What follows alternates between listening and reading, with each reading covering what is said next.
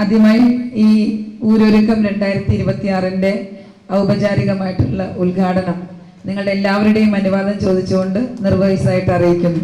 നമുക്ക് എത്തിപ്പെടാൻ പരമാവധി കഴിയുന്ന സ്ഥലങ്ങളിലേക്ക് മറ്റെല്ലാം മാറ്റിവെച്ച് എത്തിപ്പെടാൻ ശ്രമിക്കുക എന്നുള്ളതാണ് ഏതൊരു ജനപ്രതിനിധികൾക്കും ഏതൊരു അധികാരികൾക്കും ചെയ്യാനുള്ള കാര്യം. അല്ലാതെ ഒരു മുറിക്കകത്തിരുന്ന് പല ഉദ്യോഗസ്ഥരിൽ നിന്നും ശേഖരിക്കുന്ന വിവരങ്ങൾ മാത്രം വെച്ച് നമുക്ക് മുന്നോട്ട് പോകുന്നത് അത്ര ഉചിതമായിരിക്കില്ല എന്നുള്ള ഉത്തമ ബോധ്യം എനിക്കുണ്ട്. അതുകൊണ്ടുകൂടിയാണ് പരമാവധി എല്ലാ സ്ഥലത്തേക്കും എത്താൻ ശ്രമിക്കുന്നത്. എല്ലാവരുടെയും ആഗ്രഹത്തിനും താല്പര്യത്തിനും അനുസരിച്ച് മുന്നോട്ട് പോകണം എന്ന് തന്നെയാണ് സർക്കാർ ആഗ്രഹിക്കുന്നതും നമ്മുടെ നയപ്രഖ്യാപനമൊക്കെ നിങ്ങൾ കണ്ടിട്ടുള്ളതാണ്, പരമാവധി ആളുകളിലേക്ക് എത്തിയിട്ടുള്ളതുമാണ്. അപ്പം ആ ഒരു നയത്തോടു കൂടി തന്നെ മുന്നോട്ട് പോകണം എന്നുള്ളതാണ് നമ്മൾ ഓരോരുത്തരുടെയും പ്രതീക്ഷയും ആഗ്രഹവും ഒക്കെ തന്നെ. SC പ്രൊമോട്ടർമാരിലൂടെയും ഒക്കെയാണ് അതത് സ്ഥലങ്ങളിലേക്ക്, കുടുംബങ്ങളിലേക്ക്, ആളുകളുടെ മനസ്സിലേക്കൊക്കെ ഇതിനെക്കുറിച്ച് എത്തുക. അപ്പം അത് 100% കുറ്റമറ്റതാണ് എന്നുള്ള അഭിപ്രായം എനിക്കില്ല. പലതരത്തിലുള്ള പാളിച്ചകളും പോരായ്മകളും ഒക്കെ ആ സംവിധാനങ്ങൾക്കുണ്ട്. പക്ഷെ ആ പാളിച്ചകളൊക്കെ തിരുത്തി മുന്നോട്ട് പോവുക എന്നുള്ളതാണ് ഒരു പോരായ്മ ബോധ്യപ്പെട്ടാൽ നമുക്ക് ചെയ്യാനുള്ളത്. അപ്പം ഞാൻ തന്നെ ഈ സംസ്ഥാനത്തിൻ്റെ വിവിധ ജില്ലകളിലുള്ള SC പ്രൊമോട്ടർമാരെ ഒരു റാൻഡം സെലക്ഷൻ, അപ്പോൾ ഒരു എല്ലാവരെയും നമുക്ക് നേരിട്ട് വിളിക്കാൻ കഴിയില്ല. പക്ഷെ ഒരു പഞ്ചായത്ത് എടുത്താൽ അവിടെ നിന്ന് ഒരാളെയെങ്കിലും വിളിക്കാനായി ഞാൻ ഈ കുറച്ച് ദിവസങ്ങളിൽ ഇരുന്ന സമയത്ത് ആത്മാർത്ഥമായിട്ടൊരു ശ്രമം നടത്തിയിട്ടുണ്ട്. ഒരു ബ്ലോക്ക് അടിസ്ഥാനത്തിലെങ്കിലും അടുത്ത ദിവസങ്ങളിൽ തന്നെ അവർക്ക് കൃത്യമായി സർക്കാർ ചെയ്യുന്ന, വകുപ്പ് ചെയ്യുന്ന എല്ലാ കാര്യങ്ങളെക്കുറിച്ചും കൃത്യമായിട്ട് അവർക്ക് പരിശീലനം കൊടുക്കുകയും അത് താഴെത്തട്ടിലേക്ക് കൃത്യസമയത്തും സമയബന്ധിതമായിട്ടും എത്തിക്കുന്നതിന് വേണ്ടിയിട്ടുള്ള ശ്രമം വകുപ്പിന്റെ ഭാഗത്തുനിന്ന്, സർക്കാരിന്റെ ഭാഗത്തുനിന്ന് അത്തരം ഇടപെടൽ ഉണ്ടാകും എന്നുള്ളത് ഞാൻ അറിയിക്കുകയാണ്. ഞാൻ ചാർജ് എടുത്ത് അധിക ദിവസം ആവുന്നതിന് മുമ്പ് ഏറ്റവും കൂടുതൽ കൈകാര്യം ചെയ്ത ഫയലുകൾ എന്ന് പറയുന്നത് ചികിത്സാ ധനസഹായങ്ങളാണ്. കാരണം നമ്മളിലേക്ക് ഒരാൾ ചികിത്സയ്ക്ക് ഒരു ധനസഹായത്തിന് വേണ്ടി അപേക്ഷിച്ച് ആ അപേക്ഷ എപ്പോൾ തീർപ്പാവും, എപ്പോൾ സഹായം കിട്ടും എന്ന് വെച്ച് അനന്തമായി ഒരാളെ കാത്തിരിപ്പിക്കുന്നത് അത്ര ശരിയല്ല. ചിലപ്പോൾ ആ രോഗാവസ്ഥയിൽ ഇരിക്കുന്ന ആളുകൾക്ക് മരണം വരെ സംഭവിക്കാം. അപ്പോൾ എൻ്റെ ഓഫീസ് പൂർണ്ണമായിട്ടും അത്തരം കാര്യങ്ങളിൽ വളരെ ജാഗ്രതയോട് കൂടിയിട്ടുള്ള ഒരു ഇടപെടൽ നടത്തുന്നതിന് വേണ്ടിയിട്ടുള്ള പ്രവർത്തനങ്ങൾ നടത്തി വരുന്നുണ്ട്. ഇപ്പോൾ ഒരു വ്യക്തിക്ക് വളരെ മാരകമായിട്ടുള്ള ഒരു രോഗം സംഭവിച്ചു, ആരെയാണ് സമീപിക്കുക, ഒരു രൂപ കയ്യിലെടുക്കാനില്ല എന്നുള്ള ഒരു പ്രശ്നം ഒരു ഊരിൽ നിന്ന് ഒരാൾക്ക് വരികയാണെങ്കിൽ ഏറ്റവും ആത്മവിശ്വാസത്തോടു കൂടി നമ്മുടെ വകുപ്പിനെ ബന്ധപ്പെടാവുന്നതാണ്. അത് ഏത് ഡോക്ടറെയാണോ കാണുന്നത്, ഏത് ഹോസ്പിറ്റലിലാണോ പോകുന്നത്, അവിടുത്തെ ഡോക്ടറുടെ ഒരു സർട്ടിഫിക്കറ്റ് കൂടി വെച്ച് അപേക്ഷിക്കണം എന്നുള്ളത് മാത്രമേ ഉള്ളൂ. വെറുതെ ഒരു വെള്ള പേപ്പറിൽ എഴുതി തന്നാൽ നമുക്കത് പാസ്സാക്കാൻ പല പരിമിതികളുമുണ്ട്. നിയമപരമായിട്ടുള്ള, സാങ്കേതികമായിട്ടുള്ള പരിമിതികളൊക്കെ ഉണ്ട്. അതുപോലെ തന്നെ കുട്ടികളുടെ വിദ്യാഭ്യാസം ഒരുപാട് കുടിശ്ശിക നിൽക്കുന്നതൊക്കെ എത്രയും പെട്ടെന്ന് കൊടുത്തു തീർക്കാനുള്ള തീവ്രമായിട്ടുള്ള പരിശ്രമം നടത്തി വരികയാണ്. അതൊരു സെപ്റ്റംബർ മാസത്തിനുള്ളിൽ തന്നെ നമുക്ക് കൊടുത്തു തീർക്കാൻ കഴിയും എന്നാണ് നമ്മൾ പ്രതീക്ഷിക്കുന്നത്. അതുമായിട്ട് ബന്ധപ്പെട്ട പ്രവർത്തനങ്ങൾ നടത്തി വരുന്നു. അതുപോലെ തന്നെ ഇപ്പോൾ നമ്മുടെ ഊരിൽ ഒരു കുടുംബത്തിൽ ആകെ വരുമാനമുള്ള ഒരാൾ മാത്രമേ ഉണ്ടായിരുന്നുള്ളൂ. അദ്ദേഹം മരണപ്പെട്ടു. പിന്നെ ആ കുടുംബത്തിന് പെട്ടെന്ന് മുന്നോട്ട് പോകാൻ കഴിയാത്ത പരിഭ്രാന്തിയിൽ ആഴ്ന്നു പോകുന്ന ഒരു സാഹചര്യം വരും. അങ്ങനെയുള്ള ആ ഒരേ ഒരു വരുമാനമുള്ള ആൾ മരണപ്പെട്ടാൽ, അത് വീട്ടമ്മയായാലും കുടുംബനാഥനാണെങ്കിലും എന്ന് വ്യത്യാസമില്ലാതെ അവർക്ക് അടിയന്തരമായിട്ട് 2 ലക്ഷം രൂപ വരെ നമുക്ക് ധനസഹായം അനുവദിക്കാനായിട്ട് കഴിയും. അതിനെവിടെയും പോയി കാത്തു നിൽക്കേണ്ട കാര്യമില്ല. നമുക്കൊരു അപേക്ഷ തന്നാൽ മതി. അത് കൃത്യമായിട്ട് പരിശോധിച്ച് അത് നമ്മൾ ചെയ്യേണ്ട കാര്യങ്ങൾ സമയബന്ധിതമായിട്ട് തന്നെ നമുക്ക് പൂർത്തീകരിക്കാനായിട്ട് സാധിക്കും. വകുപ്പും സർക്കാരും ചെയ്യുന്ന കാര്യങ്ങൾ, വകുപ്പ് തന്നെ സർക്കാർ, സർക്കാർ തന്നെ വകുപ്പ്, ഇതൊക്കെ ചെയ്യുന്ന കാര്യങ്ങൾ സമയബന്ധിതമായിട്ട് പൂർത്തീകരിക്കണം എന്നുള്ള ഉദ്ദേശ ലക്ഷ്യം മാത്രമേ നമുക്കുള്ളൂ. ഒരു വലിയ പ്രസംഗത്തിലേക്ക് പോകുന്നില്ല, നിങ്ങളെ കേൾക്കാനാണ് വന്നത്. പ്രത്യേകിച്ച് സമയം 2 മണിയായി. എന്തായിരുന്നാലും സമയം എത്രയായാലും ഇന്ന് നിങ്ങളെ കേൾക്കാതെ ഇവിടെ നിന്നും മടങ്ങിപ്പോവില്ല എന്ന് ഈ അവസരത്തിൽ ഞാൻ ഉറപ്പു തരികയാണ്. നമുക്ക് ഒത്തൊരുമിച്ച് നമ്മളൊരു ടീമായിട്ട് മുന്നോട്ട് പോയാൽ നമ്മൾ ഏതൊക്കെ ചുവപ്പ് നാടയിൽ കുരുക്കിയിടാൻ ശ്രമിച്ചാലും ആ കുരുക്കുകളൊക്കെ അഴിക്കാൻ നമ്മുടെ കൂട്ടായ്മയ്ക്ക് ശക്തിയുണ്ട് എന്ന് ഞാൻ എല്ലാവരെയും അറിയിക്കുകയാണ്. അപ്പൊ നമ്മുടെ ദൗത്യം കുരുക്കുകൾ അഴിക്കുക എന്നുള്ളതാണ്. കൂടുതൽ കുരുക്കിട്ട് ആളുകളെ പ്രയാസപ്പെടുത്തുക എന്നുള്ള യാതൊരു തരത്തിലുള്ള അജണ്ടകളും നമുക്ക് ആർക്കുമില്ല. അതുകൊണ്ട് നമുക്ക് ഒറ്റ മനസ്സോടുകൂടി മുന്നോട്ട് പോവാം.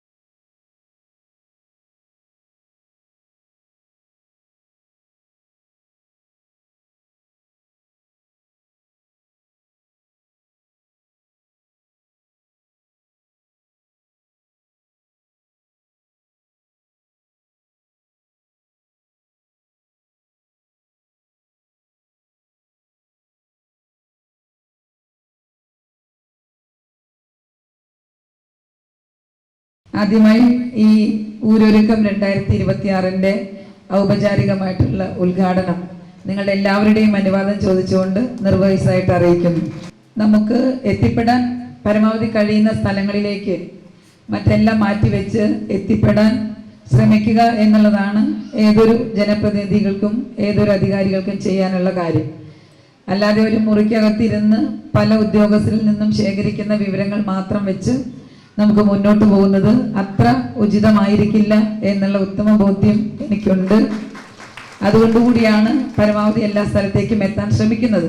എല്ലാവരുടെയും ആഗ്രഹത്തിനും താല്പര്യത്തിനും അനുസരിച്ച് മുന്നോട്ട് പോകണം എന്ന് തന്നെയാണ് സർക്കാർ ആഗ്രഹിക്കുന്നതും നമ്മുടെ നയപ്രഖ്യാപനമൊക്കെ നിങ്ങൾ കണ്ടിട്ടുള്ളതാണ്, പരമാവധി ആളുകളിലേക്ക് എത്തിയിട്ടുള്ളതുമാണ്. അപ്പം ആ ഒരു നയത്തോടു കൂടി തന്നെ മുന്നോട്ട് പോകണം എന്നുള്ളതാണ് നമ്മൾ ഓരോരുത്തരുടെയും പ്രതീക്ഷയും ആഗ്രഹവും ഒക്കെ തന്നെ. ST പ്രൊമോട്ടർമാരിലൂടെയും ഒക്കെയാണ് അതത് സ്ഥലങ്ങളിലേക്ക്, കുടുംബങ്ങളിലേക്ക്, ആളുകളുടെ മനസ്സിലേക്കൊക്കെ ഇതിനെക്കുറിച്ച് എത്തുക. അപ്പം അത് 100% കുറ്റമറ്റതാണ് എന്നുള്ള അഭിപ്രായം എനിക്കില്ല. പലതരത്തിലുള്ള പാളിച്ചകളും പോരായ്മകളും ഒക്കെ ആ സംവിധാനങ്ങൾക്കുണ്ട്. പക്ഷെ ആ പാളിച്ചകളൊക്കെ തിരുത്തി മുന്നോട്ട് പോവുക എന്നുള്ളതാണ് ഒരു പോരായ്മ ബോധ്യപ്പെട്ടാൽ നമുക്ക് ചെയ്യാനുള്ളത്. അപ്പം ഞാൻ തന്നെ ഈ സംസ്ഥാനത്തിൻ്റെ വിവിധ ജില്ലകളിലുള്ള SC പ്രൊമോട്ടർമാരെ, SC പ്രൊമോട്ടർമാരെ ഒരു റാൻഡം സെലക്ഷൻ, അപ്പോൾ ഒരു എല്ലാവരെയും നമുക്ക് നേരിട്ട് വിളിക്കാൻ കഴിയില്ല. പക്ഷെ ഒരു പഞ്ചായത്ത് എടുത്താൽ അവിടുന്ന് ഒരാളെയെങ്കിലും വിളിക്കാനായി ഞാൻ ഈ കുറച്ച് ദിവസങ്ങളിൽ ഇരുന്ന സമയത്ത് ആത്മാർത്ഥമായിട്ടൊരു ശ്രമം നടത്തിയിട്ടുണ്ട്. ഒരു ബ്ലോക്ക് അടിസ്ഥാനത്തിലെങ്കിലും അടുത്ത ദിവസങ്ങളിൽ തന്നെ അവർക്ക് കൃത്യമായി സർക്കാർ ചെയ്യുന്ന, വകുപ്പ് ചെയ്യുന്ന എല്ലാ കാര്യങ്ങളെക്കുറിച്ചും കൃത്യമായിട്ട് അവർക്ക് പരിശീലനം കൊടുക്കുകയും അത് താഴെത്തട്ടിലേക്ക് കൃത്യസമയത്തും സമയബന്ധിതമായിട്ടും എത്തിക്കുന്നതിന് വേണ്ടിയിട്ടുള്ള ശ്രമം വകുപ്പിന്റെ ഭാഗത്തുനിന്ന്, സർക്കാരിന്റെ ഭാഗത്തുനിന്ന് അത്തരം ഇടപെടൽ ഉണ്ടാകും എന്നുള്ളത് ഞാൻ അറിയിക്കുകയാണ്. ഞാൻ ചാർജ് എടുത്ത് അധിക ദിവസം ആവുന്നതിന് മുമ്പ് ഏറ്റവും കൂടുതൽ കൈകാര്യം ചെയ്ത ഫയലുകൾ എന്ന് പറയുന്നത് ചികിത്സാ ധനസഹായങ്ങളാണ്. കാരണം നമ്മളിലേക്ക് ഒരാൾ ചികിത്സയ്ക്ക് ഒരു ധനസഹായത്തിന് വേണ്ടി അപേക്ഷിച്ച് ആ അപേക്ഷ എപ്പോൾ തീർപ്പാവും, എപ്പോൾ സഹായം കിട്ടും എന്ന് വെച്ച് അനന്തമായി ഒരാളെ കാത്തിരിപ്പിക്കുന്നത് അത്ര ശരിയല്ല. ചിലപ്പോൾ ആ രോഗാവസ്ഥയിലിരിക്കുന്ന ആളുകൾക്ക് മരണം വരെ സംഭവിക്കാം. അപ്പോൾ എൻ്റെ ഓഫീസ് പൂർണ്ണമായിട്ടും അത്തരം കാര്യങ്ങളിൽ വളരെ ജാഗ്രതയോട് കൂടിയിട്ടുള്ള ഒരു ഇടപെടൽ നടത്തുന്നതിന് വേണ്ടിയിട്ടുള്ള പ്രവർത്തനങ്ങൾ നടത്തി വരുന്നുണ്ട്. ഇപ്പോൾ ഒരു വ്യക്തിക്ക് വളരെ മാരകമായിട്ടുള്ളൊരു രോഗം സംഭവിച്ചു, എവിടേക്കാണ്, ആരെയാണ് സമീപിക്കുക, ഒരു രൂപ കയ്യിലെടുക്കാനില്ല എന്നുള്ള ഒരു പ്രശ്നം ഒരു ഊരിൽ നിന്ന് ഒരാൾക്ക് വരികയാണെങ്കിൽ ഏറ്റവും ആത്മവിശ്വാസത്തോടു കൂടി നമ്മുടെ വകുപ്പിനെ ബന്ധപ്പെടാവുന്നതാണ്. അത് ഏത് ഡോക്ടറെയാണോ കാണുന്നത്, ഏത് ഹോസ്പിറ്റലിലാണോ പോകുന്നത്, അവിടുത്തെ ഡോക്ടറുടെ ഒരു സർട്ടിഫിക്കറ്റ് കൂടി വെച്ച് അപേക്ഷിക്കണം എന്നുള്ളത് മാത്രമേ ഉള്ളൂ. വെറുതെ ഒരു വെള്ള പേപ്പറിൽ എഴുതി തന്നാൽ നമുക്കത് പാസ്സാക്കാൻ പല പരിമിതികളുമുണ്ട്. നിയമപരമായിട്ടുള്ള, സാങ്കേതികമായിട്ടുള്ള പരിമിതികളൊക്കെ ഉണ്ട്. അതുപോലെ തന്നെ കുട്ടികളുടെ വിദ്യാഭ്യാസം ഒരുപാട് കുടിശ്ശിക നിൽക്കുന്നതൊക്കെ എത്രയും പെട്ടെന്ന് കൊടുത്തു തീർക്കാനുള്ള തീവ്രമായിട്ടുള്ള പരിശ്രമം നടത്തി വരികയാണ്. അതൊരു സെപ്റ്റംബർ മാസത്തിനുള്ളിൽ തന്നെ നമുക്ക് കൊടുത്തു തീർക്കാൻ കഴിയും എന്നാണ് നമ്മൾ പ്രതീക്ഷിക്കുന്നത്. അതുമായിട്ട് ബന്ധപ്പെട്ട പ്രവർത്തനങ്ങൾ നടത്തി വരുന്നു. അതുപോലെ തന്നെ ഇപ്പോൾ നമ്മുടെ വീട്ടിൽ, ഊരിൽ ഒരു കുടുംബത്തിൽ ആകെ വരുമാനമുള്ള ഒരാൾ മാത്രമേ ഉണ്ടായിരുന്നുള്ളൂ. അദ്ദേഹം മരണപ്പെട്ടു.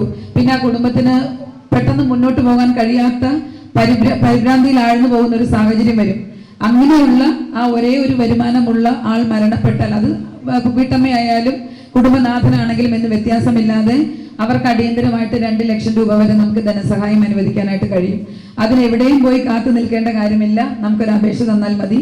അത് കൃത്യമായിട്ട് പരിശോധിച്ച് അത് നമ്മൾ ചെയ്യേണ്ട കാര്യങ്ങൾ സമയബന്ധിതമായിട്ട് തന്നെ നമുക്ക് പൂർത്തീകരിക്കാനായിട്ട് സാധിക്കും. വകുപ്പും സർക്കാരും ചെയ്യുന്ന കാര്യങ്ങൾ, വകുപ്പ് തന്നെ സർക്കാർ, സർക്കാർ തന്നെ വകുപ്പ്, ഇതൊക്കെ ചെയ്യുന്ന കാര്യങ്ങൾ സമയബന്ധിതമായിട്ട് പൂർത്തീകരിക്കണം എന്നുള്ള ഉദ്ദേശ ലക്ഷ്യം മാത്രമേ നമുക്കുള്ളൂ. ഒരു വലിയ പ്രസംഗത്തിലേക്ക് പോകുന്നില്ല, നിങ്ങളെ കേൾക്കാനാണ് വന്നത്. പ്രത്യേകിച്ച് സമയം 2 മണിയായി. എന്തായിരുന്നാലും സമയം എത്രയായാലും ഇന്ന് നിങ്ങളെ കേൾക്കാതെ ഇവിടെ നിന്നും മടങ്ങി പോവില്ല എന്ന് ഈ അവസരത്തിൽ ഞാൻ ഉറപ്പു തരികയാണ്. നമുക്ക് ഒത്തൊരുമിച്ച് നമ്മളൊരു ടീമായിട്ട് മുന്നോട്ട് പോയാൽ നമ്മൾ ഏതൊക്കെ ചുവപ്പ് നാടയിൽ കുരുക്കിയിടാൻ ശ്രമിച്ചാലും ആ കുരുക്കുകളൊക്കെ അഴിക്കാൻ നമ്മുടെ കൂട്ടായ്മയ്ക്ക് ശക്തിയുണ്ട്.